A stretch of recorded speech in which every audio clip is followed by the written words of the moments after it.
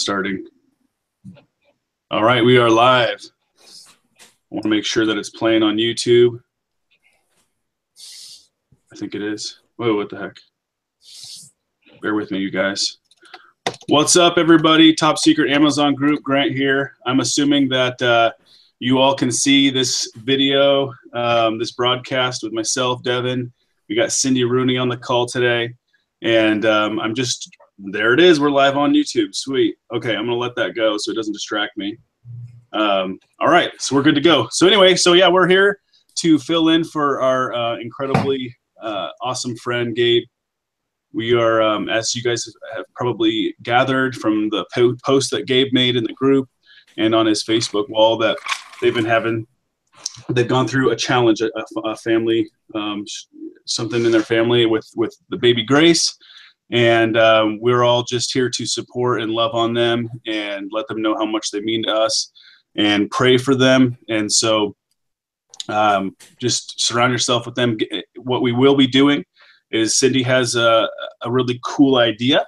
So what you should be looking out for in the coming day or two is an email from Cindy. We're asking that you make sure, maybe you jot down in your notes, to open that email, read through it, and then take incredibly fast action on it so that we can work through this idea that Cindy had this morning. And it's just going to be something to bless Gabe and his wife, Sarah. So thank you for being on the call. And what's up, Devon? What's good, Big Grant? Awesome stuff, man. We're going to give you guys a lot of value. And again, you know, we love Gabe and Sarah. So just keep them in your prayers, guys. I mean, we're trying not to get too emotional. A lot of you guys have been through challenges. And that's why we gather together as a family, and we do our best to love and be compassionate towards our friends, especially in this community. It's nice to have that. You know? So. Yeah, and I think with that said, if there's ever something, feel free to share. You know, if you got something going on in your family now or in the future, you guys are always welcome to share with this group. I mean, this is more than just an Amazon group. It's also a prayer network, is what I've really seen over the last few weeks. So take advantage of it. There's a lot of people who will see your messages and your posts about something you're going through and immediately lift you up in prayer. So that's pretty awesome. It could be as simple as a Amazon suspension, right? Or it could be as painful as losing a baby. Starts to get a little too specific and I start getting emotional. So before we get into the content, because what we're going to be talking about today is the 3 phases. We kind of just chalked up the 3 phases of selling through Q4. Phase 1, preparation. Phase 2, execution, right, through peak season. And phase 3, protection, right, how to protect your business and to prevent loss at the end of the season and as, you know, the market re-regulate. So Devon and I are going to get into that content here in just a little bit. But before that, Cindy's going to come out. She's going to tell you a couple of things. And she's also going to go over the leaderboard because we have a bunch of you who are working their way up the leaderboard, which is pretty awesome. So Cindy, I'll just open up to you and let you take over. All right. Hey, good afternoon, everyone. I'm so excited to be here. This is actually my first webinar. So I'm excited to be here. And just to reiterate what Grant said is that I'm going to be emailing you guys hopefully probably tomorrow. And I need you to read that email and to take fast action to help me out so that we can just bless Gabe and Sarah and just be there for them as much as we can. So please be looking for that and just help me out as much as you can. So that being said, I wanted to share the leaderboard with you. And for those that are new to our group, the leaderboard is just a way that we can celebrate everybody's sales and your milestones in your business. And to me, the first sale is always the best sale. So for you new sellers out there, please message me or email me. Let me know when you make that first sale so that we can get you on the leaderboard so we can celebrate that with you. And then as we move forward, there's lots of different levels on the leaderboard, and you'll see it on there, and just let me know when you reach those new milestones so that we can just continue to celebrate each other and encourage each other on this journey. It's such a blessing to me that I get to hear from you guys and know where you are. So, and today I actually get to recognize you. So that's even an extra bonus for me today. So wanted to start off, we have Kevin Lepp. He has started with the, he's at the 10,000 level. So that's, yay! He said he's only just tailing Gary Ray just by a little bit, I think is what he put in the post. So that was pretty funny. So Kevin, you just keep on and keep chasing Gary, and you'll get there for sure. Janelle Knapp, hey, she is at she hit the 25,000 K mark, but she's actually at 32K. So she is on the cusp of hitting that 50K mark. So good job, Jan. We are excited. She's part of the TAP group, and she is rocking it. So I just cannot wait to see what you do in Q4. We have Emily Mack and Megan Makarama. Both those ladies are at the 50K mark. So how awesome is that? And you'll see those ladies in the Facebook group a lot, chatting, answering questions and things. And so listen to what they have to say, because they are rolling along. Also, Tiffany Riveron, she is at 66,000 in sales. So way to go, Tiffany. Woo! I'm so excited. She will be at 100K before we know it. And Mr. Silvers, Will Silvers, he is at 90K. So before long, I'm going to be announcing that he's at the 100K mark. So that is just awesome. Moving on from there, Steve and Daisy Pringle, it's Daisy Pringle Butler.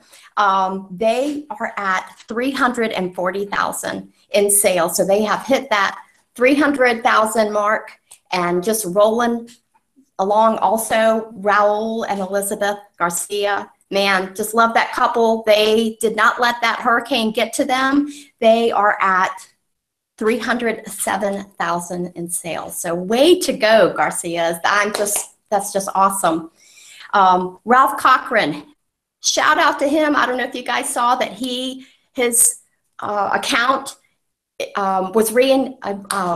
is not suspended anymore, reactivated, that's the word. And so he is starting his sales again, but right before that, he was a little over 400,000 in sales. So way to go, Ralph. And we're excited for you and just can't wait to see what happens for Q4 for you.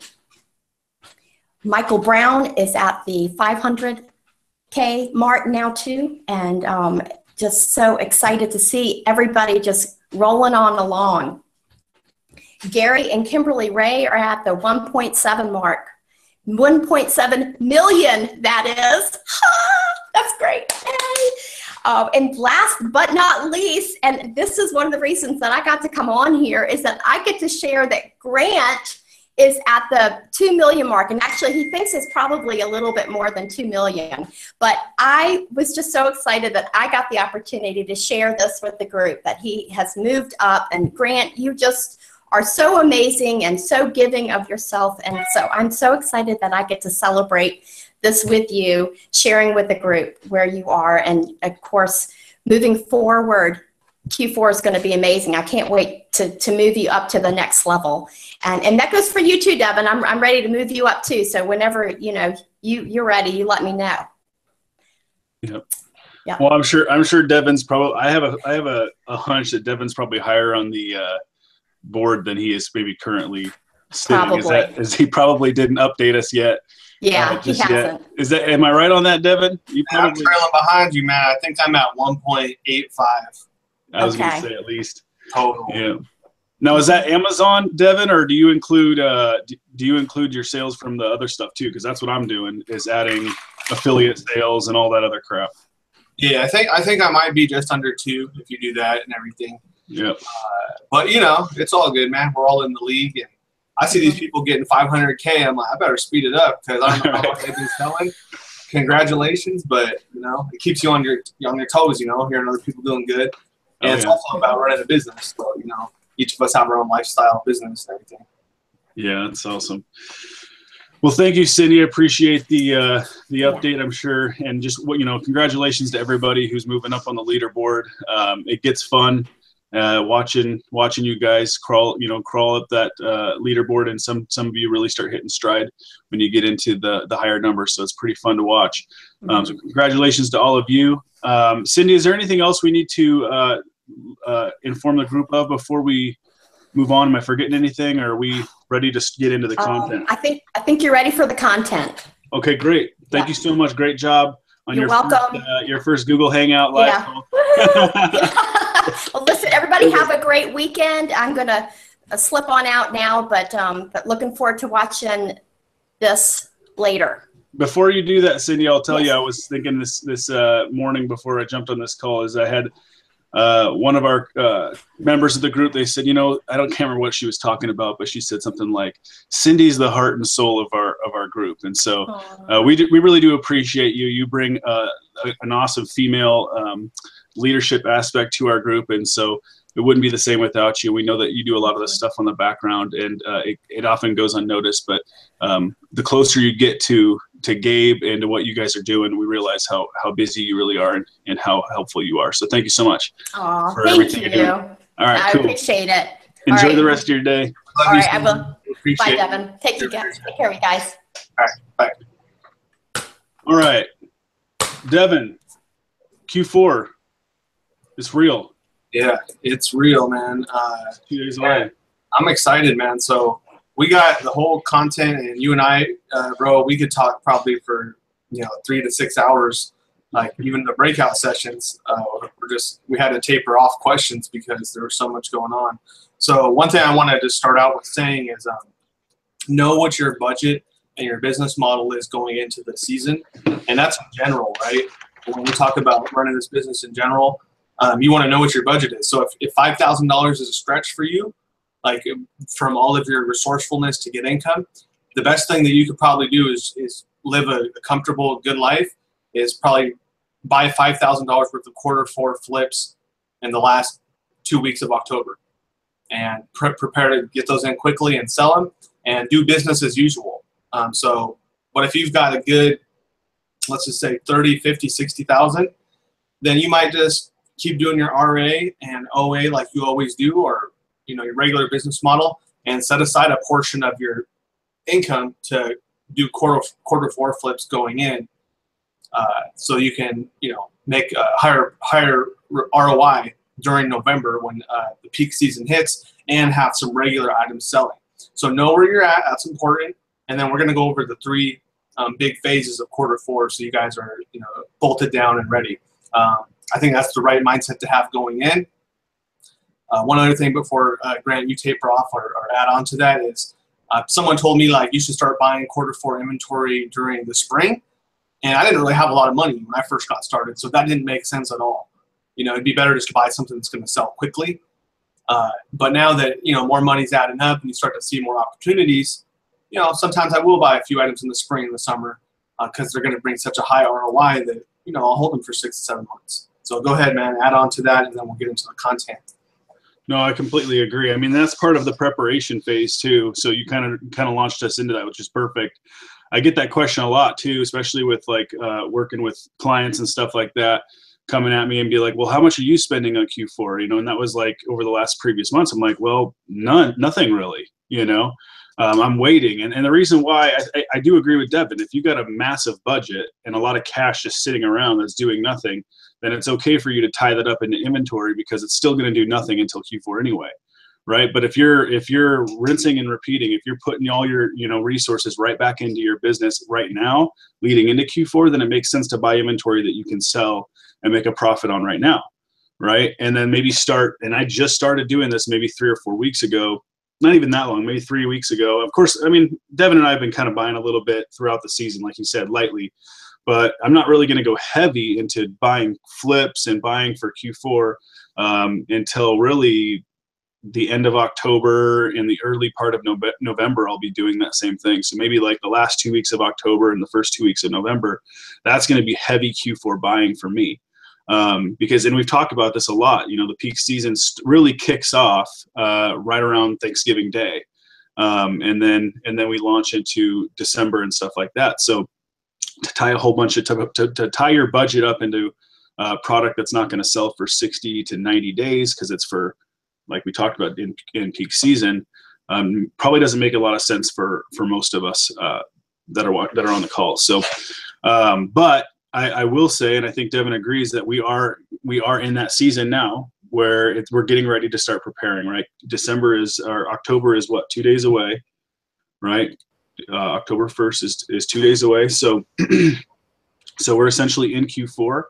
And it's time to start thinking about Q4 and thinking about peak season. And I'm sure a lot of you already have been through August too, really starting to kind of change the way you buy and stuff like that. So I think that's really kind of the major facet for me that I think changes. And then I'll let Devon kind of piggyback off of this and go take it where you want, buddy. But the big difference, right? And I've talked about this a lot before. The big difference between sourcing, in the regular season and then sourcing for peak season, sourcing for Q4 and holiday sales, is there really is more opportunity. I think it's a lot easier to source for Q4, even if you have twice the budget as your normal, regular budget through the normal season. Even if you got twice the amount of money, it's actually easier to source and buy product this time of year because we are able to key in on something that's going to happen in the near future, and that's a massive buyer's rush, right? And supply dropping and so the demand goes up, supply drops, and the price goes up. So there's opportunity to turn small profits, what you're looking at right now, a small profit, into a much larger profit. And that's why, like this time of year, when for example, you guys have seen us, and Taylor posted yesterday, we were in Toys R Us again yesterday. A lot of the stuff that we are really keying in on and taking note of and adding to the list. Now we got a bunch of leads, by the way, that are going to get added to the Toys R Us red and green list in the next few days. But a lot of those items have $1 or $2 in profit, right now, in not even October, in late September, right? And so we're buying some of them if they have sufficient profit. It's something that we can really actually turn and burn right now, or it's just it's too good to leave on the shelf and we need to pull them when we see them, type of deal. But as we get into late October and early November, a lot of these leads, some of them may not result in anything. But again, we're just kind of compiling data right now. And then others are going to turn from $2 profits at 10 or 15% ROI to a 50% ROI or 60% ROI as we get closer to the season where the demand is really picking up. So, and you're going to start seeing that happen. I mean, sales are going to start picking up. And I wouldn't even say necessarily early October, but probably early November, you're going to start to see demand go up. You're going to start seeing stuff sell out. You're going to start seeing small ROI that you're looking at today, 4 weeks from now, is much more attractive. So, yeah, Grant, good stuff, man. One thing I want to just kind of put on the table too is flips for Q4. Now, we've all explained this. Grant has taught you guys tons of stuff on this. The lists, I'm sure he's explaining. But just for you guys, just to reiterate the simplicity of this, it's as simple as a Barbie doll right now that's $7 that's sold pretty much through the entire year for $7, but has a history of selling for $30 or $25 during November and December. At least maybe it was just last year, maybe it was the last 3-4 years, but we're anticipating that Amazon's going to run out of stock again, and we'll be able to buy those for $7 in October and sell them for maybe $15 at the worst. Maybe the market doesn't go up crazy, but maybe it does go up crazy and we sell them for $30, $40, or $50. So we're diversifying our buying capital between all these different items and sending them in. So maybe you buy 5 of those Barbie dolls and 5 of each one that looks like it, 5 of these Nerf guns and other stuff that are on Grant's list, and you send them in, and then you keep your hustle going with some regular arbitrage inventory because that money, is good money to make now too, and it's predictable. So that's what we mean by like Q4 flips. Look at the keep a history. This is obviously common sense for a lot of you, but for those of you who don't know, like hammer that point home. Hammer it works smarter, right? If you got 10 grand to spend and you're new to this Amazon thing, you get on one of Grant's lists or you learn the process of researching and you spend that 10 grand, you're probably going to go into quarter 4 And come November 23rd, 25th, December 1st, you're going to make 5 to 10 grand back, maybe more, maybe like 12, 15,000 from being able to predict the market and diversifying. So I just wanted to capitalize on that. Grant talks about a lot of this. Let me see. And Grant, I wanted to also just harper on one more point and ask you why you said it's easier to source for Q4. And I agree. It's almost too easy, because for me, I'm like, man, I could blow my $30,000 or $50,000 budget in 5 to 10 days, and then I'm just going to sit around. And so I'm like, it's almost, so what do you mean by it's too easy? Or it's easier than other times of the year? Because normally I like to buy clearance stuff, whether it's online sales or it's in the retail stores, and that's work and it's profitable. But what do you mean by this is easier than any other time of the year? Right. The first example I think of is simply Toys R Us, mainly because that's kind of on the top of my mind. But like no other time of the year would I walk into Toys R Us and just start scanning regular stuff off of the shelves, unless I was, Toys R Us was a big part of my strategy, and I was going in there throughout the year and looking for brand new items, right? Things that I had never seen in Toys R Us before that are new, scan them, see what's up, right? If it's a brand new, electronic toy or something like that. So in fact, there's several of those right now in Toys R Us that were released in the last coming, few months, and they're profitable, right? And so again, I wouldn't, if Toys R Us was a big major part of my strategy, then that's pretty much what I would do throughout the year. Right now, and the reason why I would do that is because most stuff I might scan, I might find a profitable item, but they're going to be few and far between. And if they are profitable, often it's going to be like $1 or $2 profit, which is not usually that attractive to me. This time of year, when I go into Toys R Us, or when I scan toys at Marshall's and TJ Maxx and Ross or anywhere else, and I like toys a lot, it's a big part of my strategy for Q4 is toys, as you guys know, right? All the lists are toy related. So, and it's just the most exploitable category this time of year. That's just the fact. And so, but what I'm doing now is going in and scanning items. And if it has a $1 or $2 profit, like you said, Devin, I go look at Keepa, right? I go directly over to Keepa. Whereas normally I'd be like a $1 profit, whatever, put it back on the shelf. Any other time of the year, that's what I would do. But right now, because we're approaching the peak season where prices are going to go up, I see $1 profit, I review Keepa. I'm looking at that historical data. Now, if it doesn't have a Q4, right? If it doesn't have like, last year's Q4 or several of them, then there's really nothing, I can't really play off of that history, right? What that data is showing me from the previous season. But there's other things I might look for, right? Okay, again, it's marginal profit. Is the price currently going up, right? Is the price currently going up? Right now, if it's already trending up, there's a good chance it's going to continue to trend up all the way into peak season. Our supplies is the offer count on the second graph on Keepa. Is it currently dropping? Is it declining? Has it gone from 20 offers and now it's down to 10? Well, that's a good trend. That's a good sign for me, right? Okay, apparently this is hard to find, right? There's less people on it today than there were 3 weeks ago. What happens 3 weeks from now? Is it going to be down to 4 or 5 offers? That type of thing. So I'm kind of trying to forecast. I'm looking at the current data on Keepa and forecasting the trend with the fact in mind that demand is going to go way up and it's going to totally shake things up, right? Well, if things are already moving in the right direction, demand goes up, and that big shift happens on really, I think, again, Thanksgiving and then Cyber Monday. That's going to throw things way off, right? And all of a sudden now I've got some pretty profitable inventory. So that's what I mean is basically, to me, there's 4 or 5 times the amount of opportunity out there, because I'm looking at the same inventory that I was looking at 6 months ago. I'm looking at it with a different mindset. I'm looking at it with the Q4 mindset. Yeah, I agree. In layman's terms, there's just a way higher demand.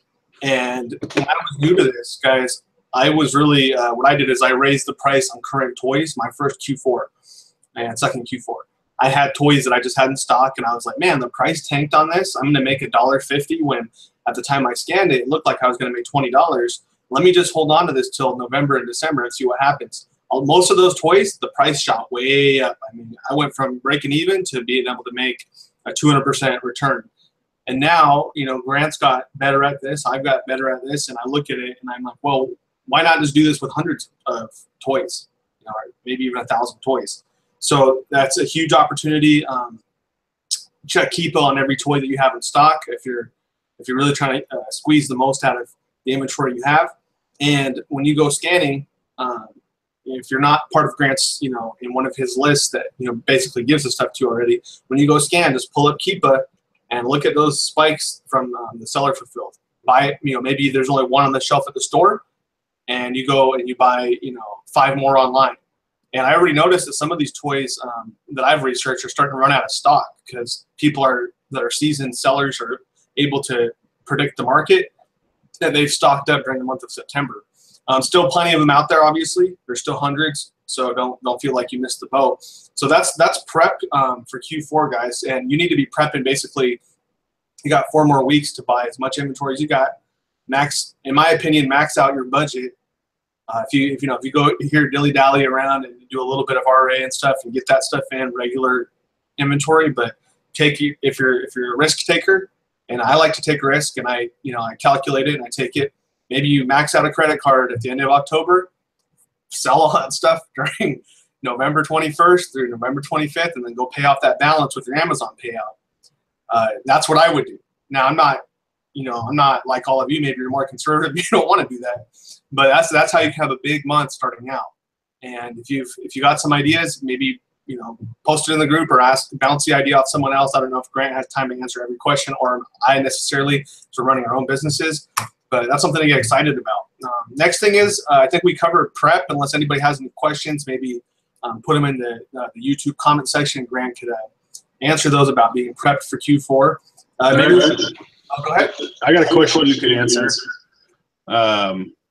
Is from Janelle. Is it safe to say if you find an item with a good rank, I think that's a key factor, a good rank, and renders a $1 profit, buy it anyways because it will go up for Christmas season?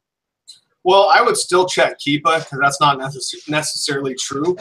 I would check Keepa still. If it's gone out of stock, like Grant points out earlier in the year, if you noticed on June 5th through June 18th, Amazon was out of stock, and maybe they were out of stock again during August for a few days, yeah, I would go ahead and buy a few. And you're only buying a few. You're not committing tons of energy and resources to it. Maybe buy 3 to 10 and send those in.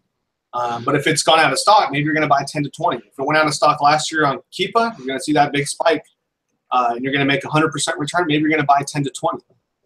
And if it's new to the market, you're making a couple bucks, take the risk. Buy 3 to 5. Right. I think that's important too. Is that you notice that Devon's not talking about buying 20, 30, 40, 50 of something. And that you don't have to do that. There's enough opportunity that you can, and you should. And this is what I'm doing. This is what Devon's going to do.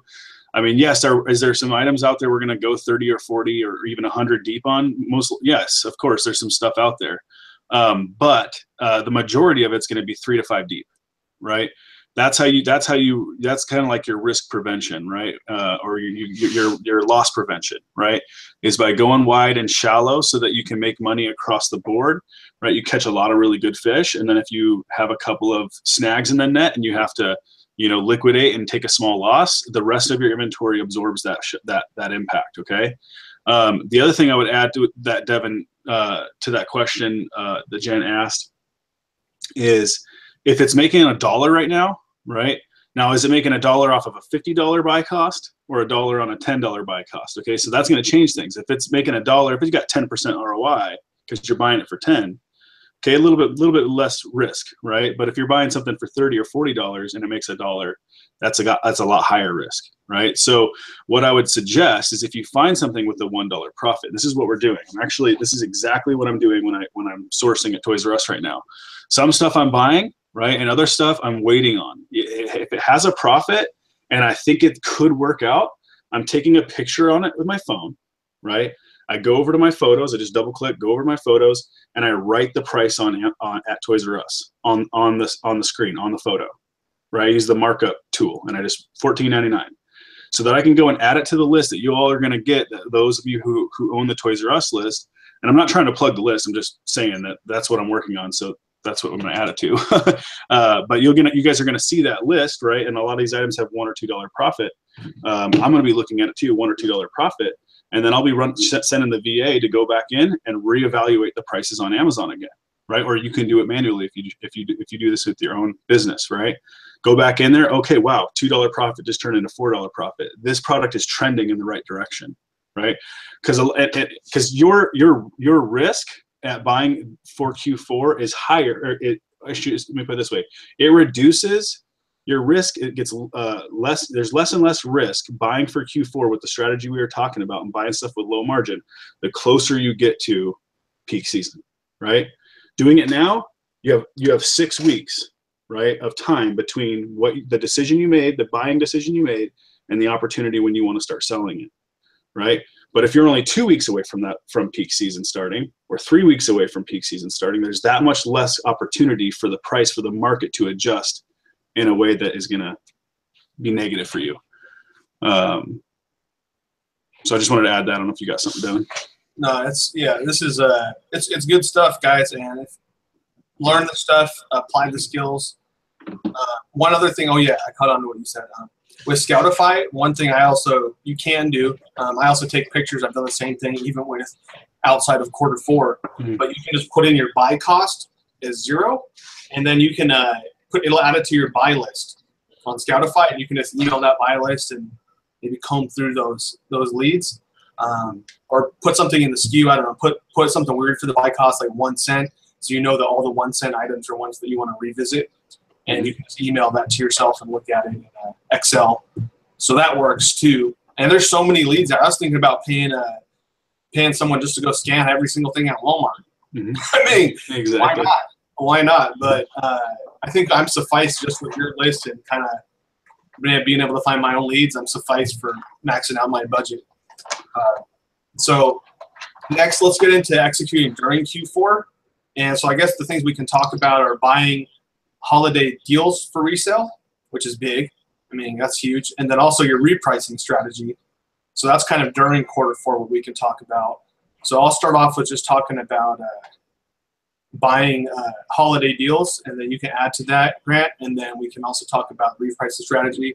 Repricing strategy, which you're really good at. And we're both looking at stuff last year. We're like, oh, it's at $80, man, raise it to 90. Okay, man, it's December 14th, drop it down to 82. Right. You know, and that's how it is exciting, because you know that each dollar, you got, let's just say you got 50 or something, and you make an extra $8 per unit. That's an extra $400. Do that times 10 SKUs. That's an extra $4,000 just from kind of sitting there being nerdy with your inventory and being specific. So guys, buying during quarter 4, sales are going to probably start November 1st. You're going to see like the first Friday of November, whatever day that is, and you're going to get emails saying Black Friday started early. Now, these deals typically are not going to be as good as the Black Friday deals, but they're still profitable if you can buy them.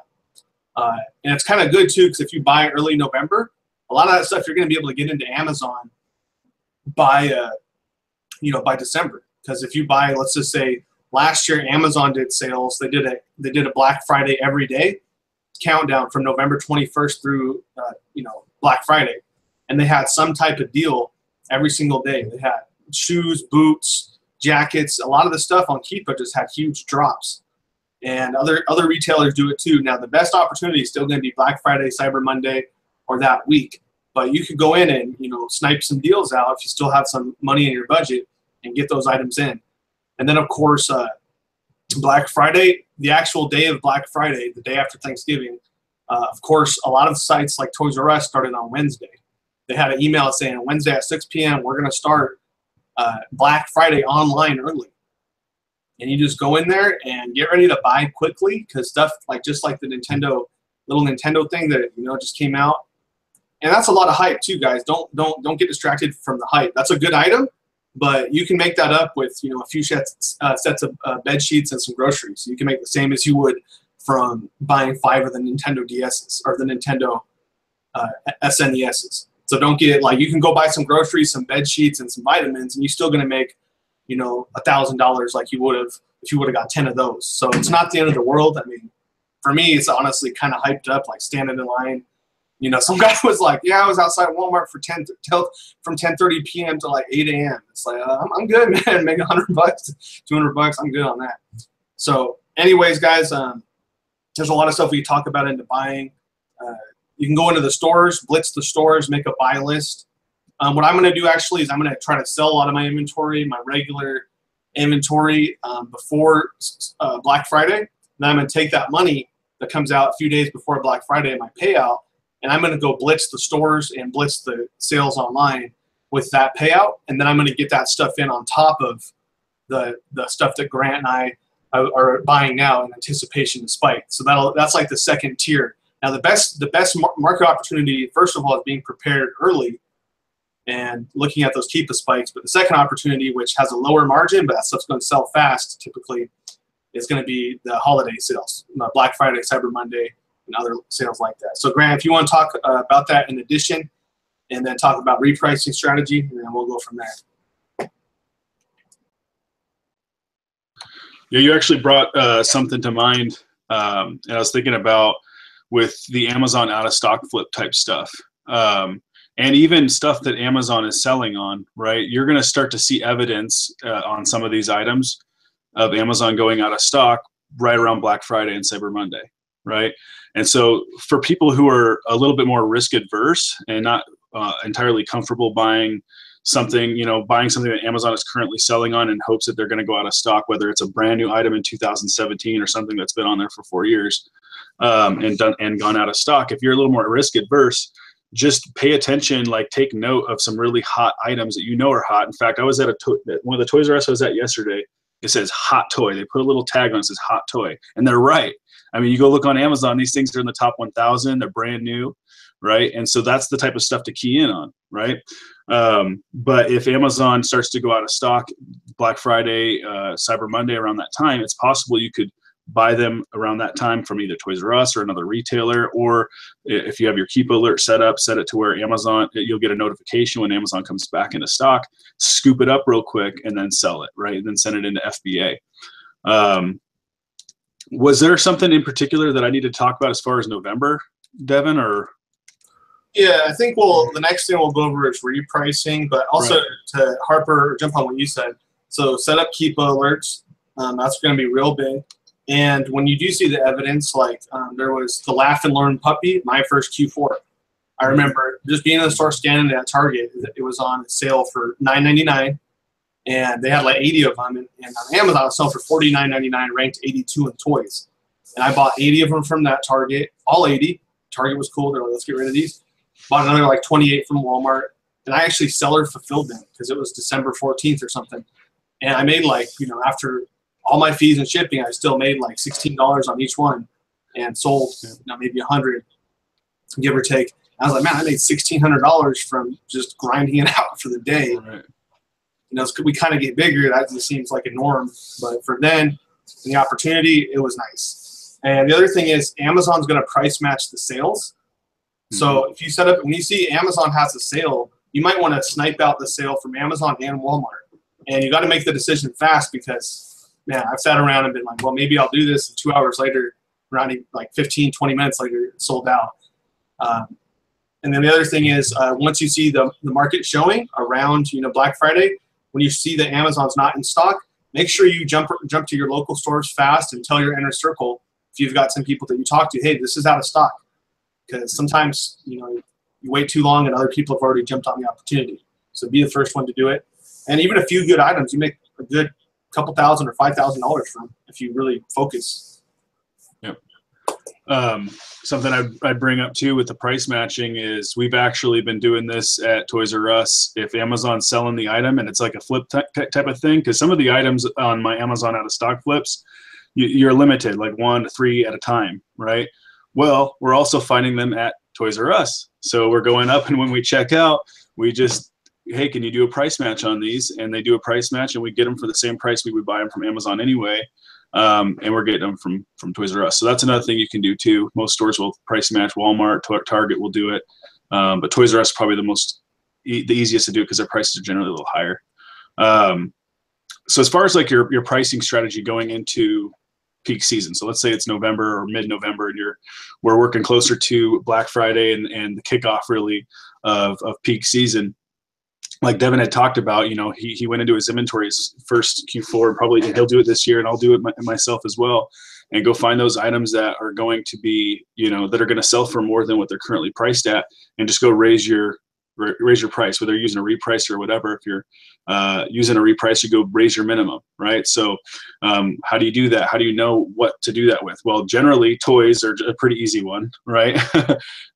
Toys generally just sell for a little bit more than they normally do in peak season. Clothing does it, activewear, I've seen it in activewear too, where stuff just goes out of stock completely. So you might want to set your prices up on a lot of that type of stuff. But set your prices up to maybe something that would be, it's kind of a complicated topic, honestly, in my opinion, because there's about 50 different, I think, strategies around how to price your inventory, when to start selling, when to lower your prices. But generally what I'll be doing is probably sell some stuff right around the Black Friday and the Cyber Monday wave, especially if the prices really take a massive jump. I'll be going through a lot of my best inventory and just dropping my price and making sure that I take the buy box. But I will probably hold out for a lot of it through through December, because I feel like prices will often continue to go up even higher the further into December that you go. So I guess that's kind of where I'm going to be. Probably the 10th, between the 10th and the 20th of December is where I'm going to essentially just start taking buy boxes all over the place. And again, I'm going to be reviewing the item, looking at Keepa, looking at the current data, looking at how much competition there is, that type of stuff. And if I think that if I wait it out 3 or 4 more days, I'm going to get another $10 or $20 profit on an item, then I'm going to put it off. I'll wait, I'll come back to it. Might even keep an Excel document of notes of kind of what to go back to on what day type of thing. And it'll be like Devin said, kind of nerd out, at the reprice, or nerd out at my inventory for really, like I said, my window for me, at least last year, this is how I played it, was the 10th of December through the 20th of December. So that 10-day period, I was just at App Eagle all day long, repricing inventory. I was raising my prices. I was adjusting. Like if you guys are using a repricer, I was playing with a couple of different strategies. By the way, just for the record, I don't really like the default strategies in Be Cool. I've noticed that they pretty much all compete with merchant, or at least the one that I like the most competes with merchant fulfill sellers. I don't think that really makes any sense. And so that's just one thing I would say, only compete with FBA sellers, right? Because they're a completely different market, especially if you're FBA, right? They're a completely different market, completely different buyer base. It's like having two, in my opinion, merchant fulfill and FBA are two completely different markets on Amazon, right? And you guys might have heard me say in the past that I think it's like 50% or somewhere around 50% of Amazon customers have never purchased a product that did not get shipped from Amazon's facility. So that's a huge customer base that is not going to buy from a merchant fulfill regardless. That's why you'll see these gaps. You think there's a big gap between fulfillment by Amazon and merchant fulfill on a lot of listings now? Wait until the holidays. There'll be stuff priced at $50, $55 merchant fulfill, and $100 FBA, right? And then it'll sell like hotcakes at $100 FBA, because again, most customers are purchasing through Prime for the most part. So again, to only compete with FBA, whether you're doing your pricing manually or you're using an automated repricer. And then I think what I'll do on my really hot items, like low ranked items, something in the top 5,000 or lower in toys and games, for example, if I don't want it to sell, but I want to know when it starts to reach my minimum price threshold, I'll be using a beat me by strategy. So I'll let the low FBA competitor beat me by, let's say, 1%, or beat me by $1. So I can still capture some sales if the low FBA price starts to reach the threshold of where my minimum is set. And this is going to make sense to people who are using an automated repricer. Everybody else is going to be confused. But when the market starts to reach where my minimum is, right? If I have my minimum set at 50 and it's a 1,000 rank or 1,500 rank item in toys and games, if I'm a match FBA and the lowest FBA comes up and I'm at 50 and the other person's 50, probably going to sell out of my inventory in a couple hours, right? I mean, literally that fast, if not a day at the quickest, so, or the longest. And so that's why I'm going to let my competition beat me a little bit on low ranked items, so that I can actually, I'll get a notification on my phone. I'll be looking at my phone. Okay, I just sold one of those Nerf vests. You know what? It's the 12th of December. Prices are probably going to keep going back up. Amazon's been out of stock for 10 days. Go back in, raise my minimum price again. right? And wait for it to reach that threshold. And then probably around the 14th, 15th, 16th, that's when I'm just going to start bringing it all in. In fact, my biggest day last year was the 16th of December. And that's pretty much when I went and took the buy boxes on everything and sold through my stuff. So what do you got, Devin? Yeah, you're super value. I've taken notes here. I've learned some things. Always be learning, guys. I mean, seriously, this is the learn, execute, adjust. So I took some good stuff down. So first of all, you guys need a repricer. Absolutely unquestionable. I probably, between all of us on the Hangout, just during Q4, not having a repricer, I probably missed out on $5,000 my second year, which is when I actually had somewhat of a budget knowledge. Third year, I had just got a repricer and was learning how to use it. I probably still missed out on $4,000 to $5,000 because I didn't have it set up and I wasn't super confident using it. But still, had I not had it, I would have lost probably another $5,000. So that's super important. Not even a question. You need to have a repricer. Another big thing is just for the repricing strategy, nothing else.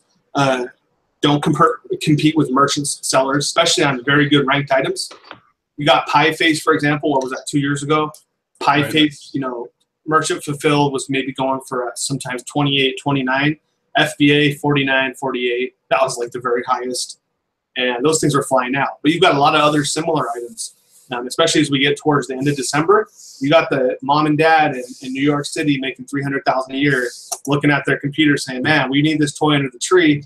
And Prime is guaranteeing it. And we're paying one day the extra $18 for expedited shipping. And we're paying another. I sold a Ninja Turtle tent. And I actually put it in the notes. This is when you put in notes in your Amazon listing.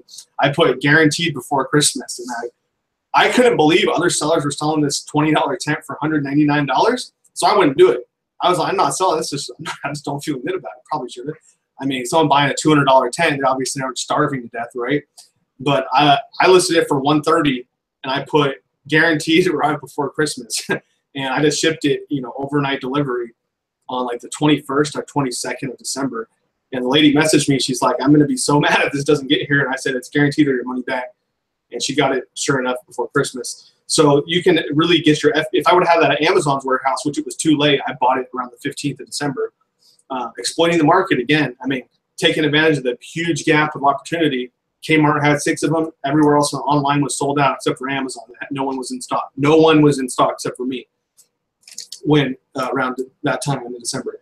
So don't compete with merchant sellers. Now, that's on well-ranked items. If it's something weird, like even on a normal basis, if I got something that's sitting at $400,000 in beauty, I say, let's get rid of this thing. I'm dropping my price down to whatever it takes to get that cash back because it's just going to sit there and get storage fees and be a waste of space. But generally speaking, toys and stuff, you want to just compete against Amazon's FBA sellers. Another thing is, Grant said was huge, is he'll keep his price, his minimum price rule. He'll go above the lowest price seller. So, if Bob is sitting there at $50 and then you have your repricer to match, like I have most of my stuff is match low FBA. I just match them. I don't go below or I just keep matching them. Then it matches at $50. Then 6 hours later, the price is $89. You're going to be like, man, I just missed out on $40 per unit because my repricer was not accurate enough. So you might want to set a new rule. And another thing is with my inventory in Be Cool, I'm going to categorize it all under a Q4 folder or whatever they call it. It's like a folder in Be Cool. I think it's called there's a rule and then there's a folder. But I'm going to make a folder and then I'm also going to have a group. Yeah, the group. Yeah, but basically, yeah. So the group, I'm making a Q4 group for all the SKUs that I have. Also on my order sheet right now, we have the closet and the garage stacking up with stuff that's Q4. Lori's prepping the stuff, and she's like, "This isn't making any money. Why'd you buy it?" I'm like, "Look on the sheet. It says Q4." And no, she knows. I'm just saying that's an example. Another big thing, Grant, you pointed this out to me last year, is you need to set your repricer not to compete with back-ordered sellers. I don't think Be Cool had the ability last year. They do now. So I was competing against people that were back ordered till December 28th, and I'm sitting here losing $40 a unit because my stuff's in stock now, and it's just because they're an FBA seller, but still competing against them. Be Cool and obviously Appy will both have a rule or a thing you can do where it says don't compete against back ordered sellers. Make sure you have that set up. monitor your inventory closely, Grant. You said that. Beat them by 10% or so. And then one thing I'll add to that is if you use the how many extension, especially for SKUs you're deep on, you're like, okay, whatever, all these different sellers, drop ship USA, whatever. Those drop ship sellers too, they're going to sell out anytime. Because they're going from Walmart. Walmart runs out of stock. Target runs out of stock. It's just on Amazon. Amazon's everyone's final go-to for people that buy stuff for the last minute, like myself and Grant probably, and most of you people that are busy business people, like, man. So if you use how many, you go, okay, these 3 sellers each got 8 in stock, and one of them has 47 in stock, and it's December 14th, and the rank is 2,000 in toys. They're probably all going to sell out by, December 19th, 18th. But if there's a lot of other people in stock at a high price, remember, they're going to drop their price too.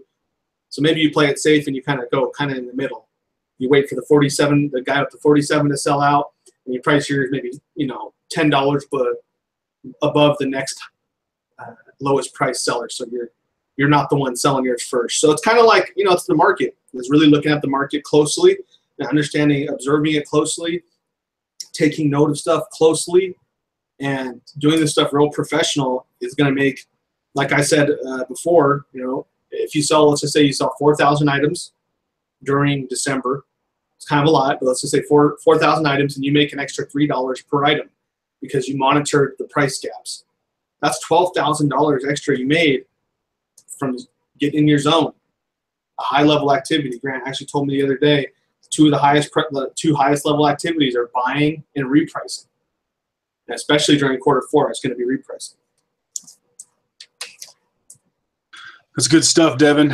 Very good stuff. I got a couple of questions we could probably hit real quick before we probably getting close to where we can move on to phase 3 and start talking about how buying is going to change a little bit in December. Buying, not selling, but actually buying, and how to protect from, how to protect our stores from loss, in January, February, and stuff like that. So let me hit these questions real quick. So first off, I think, Bruce, we'll get to your question because it's going to kind of relate to what we're going to talk about here in a second. So Cindy asked, are you sending in Q4 inventory now or just researching? So I have some wholesale stuff I bought, and I had them shipped directly to Amazon as a small piece of what I'm doing. And the rest of the stuff, I'm buying a little bit now.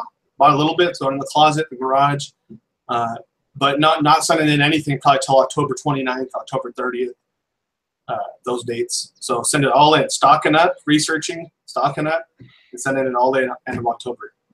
I'm the same way. I actually was thinking November 1st until I talked to you, and you kind of talked me out of that, and I'm thinking more or less the last week of October is we're going to push everything in. In fact, you guys, I don't know if you can see that, but that's like a ton of stuff in that corner right there behind the shelves. All those boxes are full of Q4 stuff, stacked up about 7 feet tall. It's kind of hard to see because it's blocked, but there's a lot of stuff in there, and it's just waiting. It's just sitting there and waiting for the next month until it gets shipped in. So that's what we're doing. I think Devin's the same way. He said you got a closet and another room that's starting to fill up with stuff. So, and the reason why is because the 30-day storage fee. That's the biggest reason, right? Amazon's 30-day storage fee is almost, I want to say it's 4 or even 5 times as great in October, November, and December as it is any time in the year. And I got nailed hard with 30-day storage fees. I thought pretty hard in November, December last year. I thought there was something wrong. I called Amazon. I was like, what in the heck is this? My fee is like 5 times what it was the previous month. And they said, oh no, that's just because the fees are more expensive. And so you guys probably noticed in your Seller Central account, Amazon's warning everybody, hey, these extra fees apply in October too, so get ready for it, right? So we're waiting until the end of October because the fees apply on the 15th of the month or around the 15th of the month. So if you send it in towards late October, you're going to not pay that extra fee on October and November, right? And if you sell it through, because again, it has to be there for 30 days for the fees to apply, right? So is that correct? Am I right on that, Devin? I believe you're right, man. Yeah. I believe that's super good. That's why I'm getting rid of stuff now for October too. I'm like, man, this has been sitting around. It's big. I'm going to lose $20 on it. Let's do it. Put it in the Q4 inventory. Yep. A few things. Like I mentioned, not everything, but just a few things. Small piece of your inventory. Don't be emotional about it. Gary Ray says, get rid of it. Don't let it take up mental space and move on. Yep. Absolutely. Absolutely. So, so yeah, and the other thing I would tell you is we are researching, but we're also buying. I think you kind of got that from our answers. We're buying and researching. We're just not shipping into FBA yet. I have already started sending into Q4, but my prices up. Okay. Yep. We do have stuff in our stores currently, Jan, just like you, that we're just holding the prices on. So we're going to pay the fee. It's worth it. It happened to slip through. I mean, we're pumping out inventory every week. So stuff gets in there, and I actually have some stuff that I'm holding that's currently at FBA. Grant, will Toys R Us do the checkout, do the price match, I'm assuming, at checkout or at customer service? I've had them do it at checkout just fine. Any repricing rules for Be Cool that we can follow? I know Devon does Be Cool. I use App Eagle because that was what I had in the beginning. What I would also tell you, though, is I have gone through Be Cool and created a strategy that I think is the most effective strategy for kind of similar to what I do with App Eagle. It's aggressive, but not irresponsible, I think is the right way to put it. But I'm sure, Devon, you could probably take a snapshot or something too of your Be Cool. I would just say get with Devon or message me, or maybe we'll create that'd be a good value post for the group of some screenshots of what a Be Cool. We don't have a section. We don't have that yet, do we? Is there a spot for that already in the group? No, we could do a post. Yeah, that's one of the things we both talk about. We said it's probably one of the most important facets of your business is your repricing. I'll send you my snapshots, Devon, and then you just tell me what you think of it. If there's anything you would change about it, and then if we agree, then maybe we'll take some new snapshots and share that with the group. Janelle says, I love having a repricer. I bet you do, Janelle.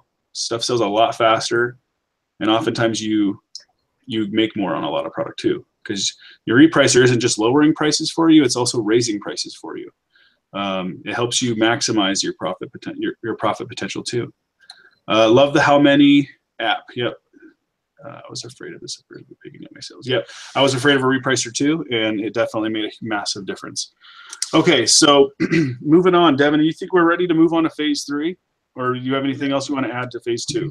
We've unloaded a lot on you guys quickly, but it's not. As long as you just take it in, do your best. There's going to be some unexpected gems, like we talked about Star Shower 2 years ago. We couldn't buy it nowhere. Now just be aggressive, guys. Be like, I need to make this be my pivot point for going to 2018. That's me too. Just being real with you. I'm just aiming to make about half of my money for the entire year during 6 week, basically 4 week period, November 15th through December 20th or so. And got to be focused and just be grateful too. Whatever you're doing, maybe it's your first $3,000 profit month or whatever.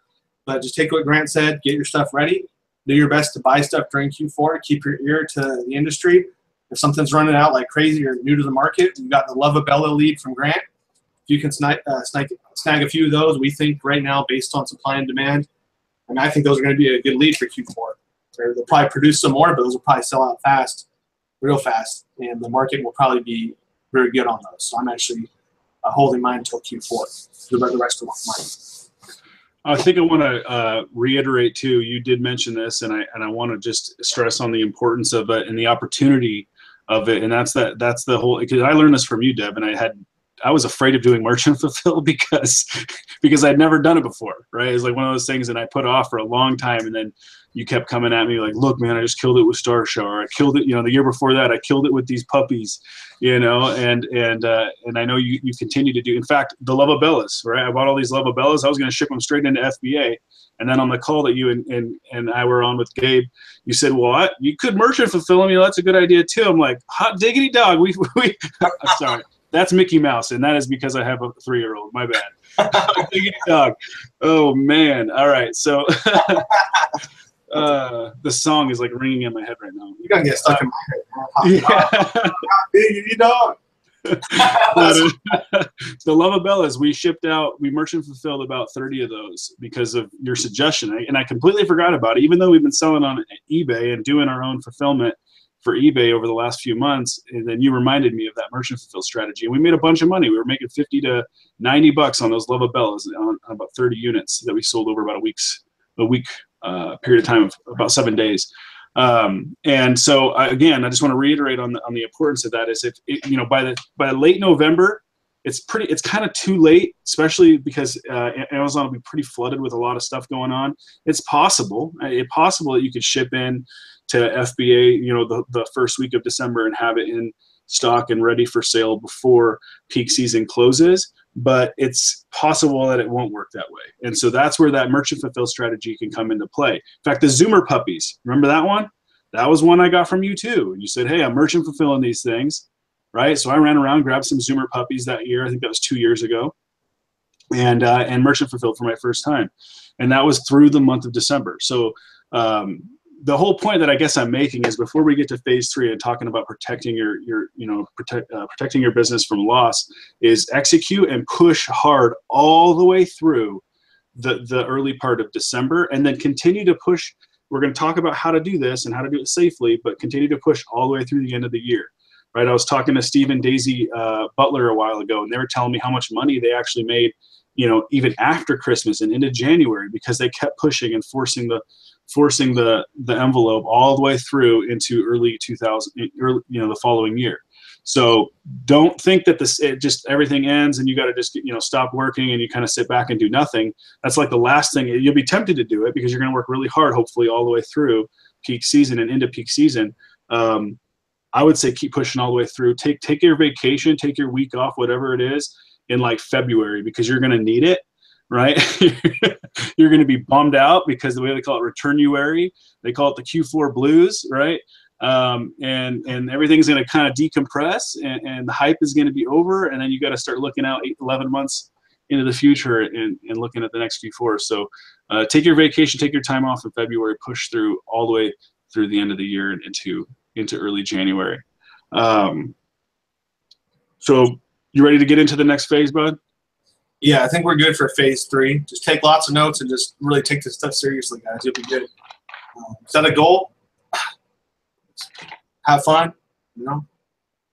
Pivot point. Like I like, you know, once you end the year, you're gonna be like, man, I made whatever it is for you, whatever that stretched nice number is. That little 4 or 5 week period, end of November and December. You know, I made $7 grand. For some of you guys on a budget that are new watching this, and kind of, you know, but maybe for some of you, it's totally realistic. Man, I made $20,000.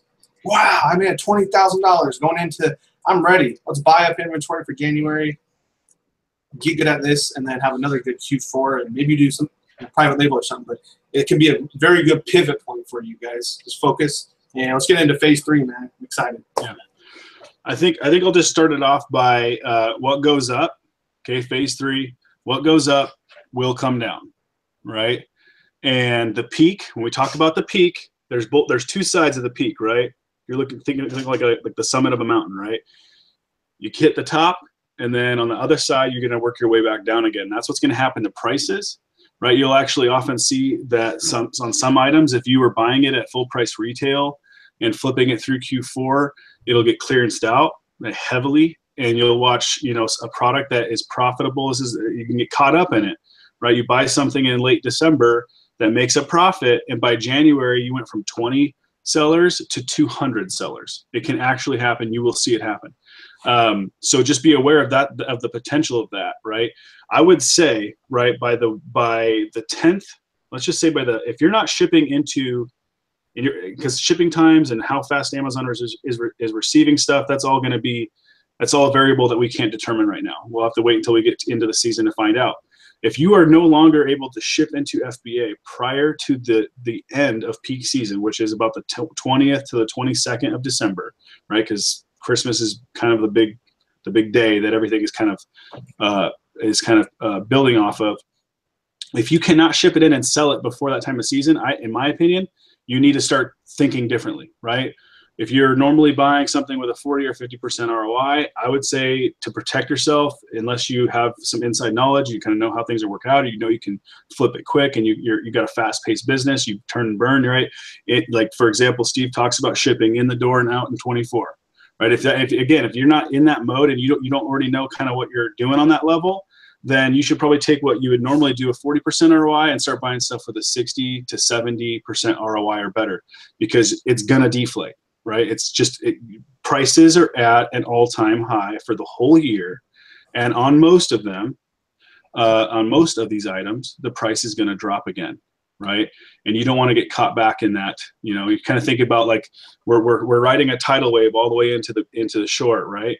But you don't want to get caught in the undertow and pulled back out to sea and drown, right? And that can happen. You can, in January, you're going to lose some money. You're going to probably have to sell some stuff out if you didn't hurry up and sell it. And that's why I say in the execution phase, okay, kind of going back on phase 2, you should be selling through your stuff, getting rid of as much of it as you can, right? Even if you have to lose some money on some stuff before the 20th of December. That's what I'll be doing. I will be actually doing some liquidating, because again, there's not going to be a better time to sell stuff. Now, there's going to be that 1 to 5% chance, right, that you found an item that's actually going to make more money. And this kind of goes to your question, Bruce Finn. There's rare opportunities where the price will actually go up in January. But from my research and from all the Keepagraphs I've looked at, that is few and far between. I would say less than 1 in 20 items are going to do something like that. Don't count on it. Just don't count on it, right? The odds are against you. That's what I tell you. So Devin, what do you think about that? May the odds ever be in your favor. No, yeah, they're not in your favor, man. If you're going into this, I got hung up on a lot of this, and this is for inventory, period. Like, especially during the end of the year, don't fall in love with it and be like, oh man. I mean, I did that for too long, and I would realize, man, I fell in love with this. I thought I was going to make $12 when I bought it. The price went down. And I said, I don't want to settle for $5. I don't want to settle for break even. And then I end up sitting on it 4 more months, and I lose $3 per unit, and I pay the storage fees. And I could have used that money to buy other inventory and got it over with. Now, when you look at the overall big picture of your business, that's not really happening on most of your stuff. That's why you use Inventory Lab. That's why you run this like a real business. You look at your data, and you're just like, whatever, I've talked about this before. I liquidated a few leads I lost $2,000 on. I went deep though. I bought too many. I took the risk. I knew the risk, and I lost money. And I wouldn't have taken and done that risk had I not had the money and diversified with other risks to do so. And overall, I still made over $10,000 that same month when I lost $1,000 or $2,000 from one item. So, and especially year end, guys, you want to just get rid of, pound those sales out. If you're more conservative and you're like, well, maybe you just want to sell your stuff by, December 12th, 13th. And you might not, the price could go a lot higher and it could go lower. If you're more conservative, you'll sell by 10th, 13th. And also, guys, I'm not an accountant. I'm not your accountant. Ask a professional, of course. But that inventory you have is also an asset to your business. So I don't want to have something where I have to say that my buy cost was $20, and this was I'm paying on a $20 asset, and then the price goes down to $15 after the end of the year. So I just paid on a $20 asset. It's now $15 minus my fees. No way, Jose. Get rid of that stuff. Also, your returns and dead inventory. Do something with it before the end of the year. That's big. Liquidate it, give it away, donate it, get your receipt. Get rid of that stuff. That way your business is tight, your stuff's simple, and you're still going to come out ahead as long as you listen, because you're going to have enough winners to where them little rinky-dink issues are just something you just get out. Don't even give it a second thought. Yeah, I think that's the biggest thing, man, is turn and burn it all, and sell as much as you can. When I say burn, I mean sell as much as you can before the season closes. Right. And again, that date is around the 20th or the 22nd of December. And then and I would say between the 10th or the 15th through the end of the year, if you're not shipping it in for peak season, think about the potential loss. Don't think about what, yes, okay, 50% ROI is great, but what happens if another 50 sellers come in on this in the next 2 weeks, if I don't get it in there right away? Now, don't get me wrong. You can still ride that wave. There's still an opportunity even after Christmas, and it'll happen. Bruce Finney said, I noticed quite a few more popular toys history has the highest price in January, not Q4, not fourth quarter. Seems strange. Any reason for this? I said the only reason for it, I think, is it's the anomaly, right? It's the 1 in 20 chance that something like that will happen. So again, don't get caught up. I would say if you got stuff, okay, here's one of the best stories I can give you, kind of like what Devin shared.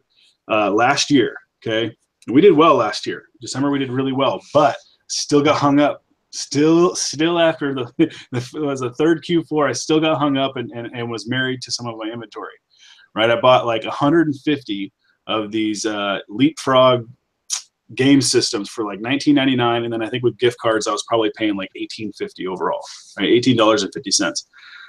At the price in peak season, I could make like $2. I was basically going to break even, except for the money I saved on my gift cards, and I was like, well, that's just unacceptable.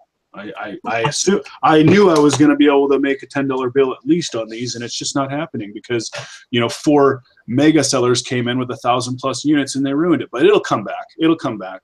Well, guess what happened? It didn't, right? And before August long-term storage fee. So I even waited all the way through because I'm like, oh, it'll come back. It'll come back. It'll come back. Here I got 150 units I'm about to pay long-term storage fees on.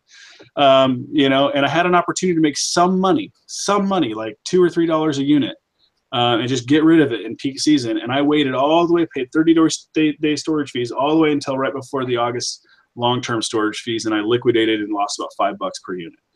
Okay, so I went from having a potential to make a couple dollars to losing $5 on every single unit, maybe more, 6, 7 units. It hurt, but I'm looking at the fees. I'm like, it's not worth it. I have to get rid of it. Here's 3 other sellers, and they all got, 700, 800 units. It's not selling anywhere close to that per month. So, there's a whole year's worth of supply left on this product, right? Don't do that. Don't get married. Don't get hung up on, and fall in love with your inventory. Like Gary Ray says, Devon talked about it, and just turn and burn it, get rid of it, sell as much as you can while the prices are at their peak, even if you got to break even or lose some money on some stuff, right? All the other stuff that made you money will absorb that cost, right? And go into late December and early January buying with a different mindset, even all the way into January, because prices are still going to continue to deflate all the way till probably 3-4 weeks into the last week of January, essentially, is when it's probably going to be pretty close to what it's going to look like for a while. Okay, so ride the wave, right? Ride the wave through phase 2, all the way through December, all the way through Christmas, but don't get caught in the undertow. All right. A couple things I just want to say. And Grant and myself are both still profitable and make a lot of money despite these losses. We're just trying to say that's still extra money and a learning lesson that we're trying to save you guys from. You're still going to make money even if you were to Grant just said he took a loss. Devon just said he took a loss waiting for 7 months. You're still going to make money overall, but we're just trying to save you and help you make more money from stuff that as human beings or as people we kind of look at and we want to hold. We're so confident in it. It's just stuff. It's just an opportunity. There's a lot more coming. Yeah, holding inventory, getting married to your inventory happens when you have a lack of belief that there's more out there, right? If you believe that there's an abundance of opportunity, you have no reason to get greedy about your pricing, right? And to worry too much about taking a small loss now. And that's how I used to feel, all right? And I used to have that lack of inventory problem. That was a big challenge for me. And so I would get married to that ROI potential, that what I thought, I was supposed to make an 80% ROI, and now it's a 20% ROI. Unacceptable. Right? These guys ruined it, and I blame these other sellers. You see it happening in the groups on Facebook. These guys, they took away the price. Who cares, right? Sell that stuff and go buy something better, right? Let them do it, right? That's what the great thing about a repricer is. You just set your freaking minimum at like 10% ROI and let that thing do the work for you. Then you don't have to think about it anymore. There's a lot of money to be made, and one thing is I'll be buying replens and stuff still. We're talking about Q4 capital, primarily toys. There'll also be some electronics and different nice little items that you might see. But all that stuff, especially Black Friday stuff, that stuff, do not hold it. Because if you get it, I like to get my stuff to the warehouse on Friday. Like I ship out Friday because it has the weekend to process and it gets there a few days sooner. Let that stuff sell whatever the market's at. Don't. 1 week later, all the late shippers are going to have their stuff in, and the market's going to go lower. So that's a huge thing too. But replens, I'll be buying those during December, sending them in as normal. But as other holiday stuff, it's just going to be, get rid of it. Grace in Chicago.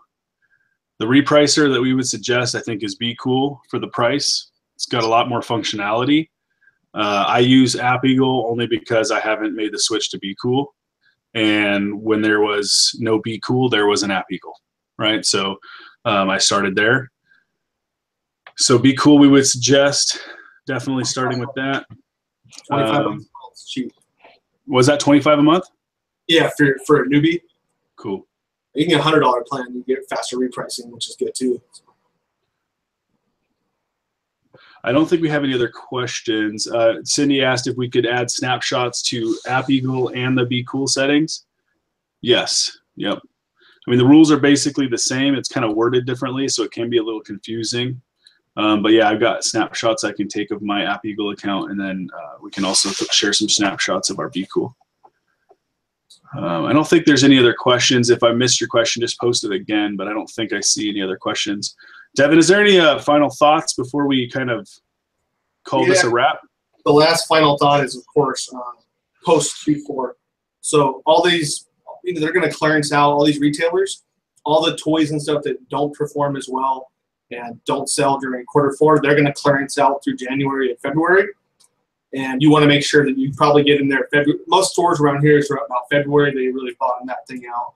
So if you want another RA opportunity, it's real big. It's winter. The roads are kind of not the best. But if you get out and work, a lot of money to be made from post Q4, capitalizing on those opportunities. Same stuff at every store. You want to make sure you get the best price because it's going to be the same stuff everywhere. That's a whole other reason you want to get rid of your stuff, because if you're holding on until February and I'm buying that clearance lower than a Black Friday price on clearance, I send it in. Just be happy your stuff's gone in December, because the market's going to be a whole new market. That's good stuff. That's good stuff. There's an abundance of opportunity out there, you guys. I think as far as sourcing, again, we kind of backtrack to phase 1, because that's where we're at, and that's in stocking up, right? And buying inventory. If I could leave you with a couple of major thoughts, it would just be that toys is the most exploitable category. I think it's the easiest to source in this time of year. And then, Toys R Us, there's lots of discount things that you can do, handful of discount things you can do to get some pretty good deals. And don't be afraid to scan full price retail, right? Normally we're scanning clearance, price off stores, that type of stuff. Usually throughout the normal part of the year, I'm not scanning in the full price retail stuff. There's just not enough. There's really not enough to demand to kind of play that game, in my opinion. I've gotten caught up trying to do that and make money on something that I'm buying at full price at Walmart. 2 weeks later, it tanks and the price is regulated to what's normal. I feel like you can do that this time of year where you couldn't do that any other time of the year. So don't be afraid to scan full price retail. Scan everything. That's the name of the game. Master one store at a time. Buy as much as you can, right? You're most likely you're going to come out of this season and wish you had more product in there when it's all said and done. So I think that's it, Devin. I think we nailed it, kind of. I think you nailed it. Nailed it too, man. Hey, so just take it. 3 things: get your stuff ready now, get it in end of this month. Take your budget for Q4, blitz the stuff fast, get that stuff in right away, and then be nerd out on your repricer and time the market, sell high, and then drop those other ones that didn't perform as well quickly, so you make as much money as you can before the December 20th mark, or by the December 20th mark, and end your year strong. And overall, y'all probably have the best month you ever had with the arbitrage model. Y'all are probably gonna have the best month you ever had. Yep. And we'll be walking with you guys through the end of the year and through, Q4. This isn't the last time we're going to have a conversation like this. So do not fret. We're here to help you. If you have questions, post it in the group. And Devin, myself, or one of the other leaders in the group will be happy to aid you in that. Until then, we appreciate you. Thank you for being on the call. Keep Gabe and Sarah in your prayers and send them love and baby Grace. And we thank you for being out with us. Thank you, Devin, for adding a lot of value to the call, man. Thanks, Grant. Thanks for sharing some wisdom, too. I took notes. You too. Learned at least a couple things that I can get sharper on. So it's a good call, guys. Let's catch up soon. All right, everybody. Have a great weekend. Bye-bye.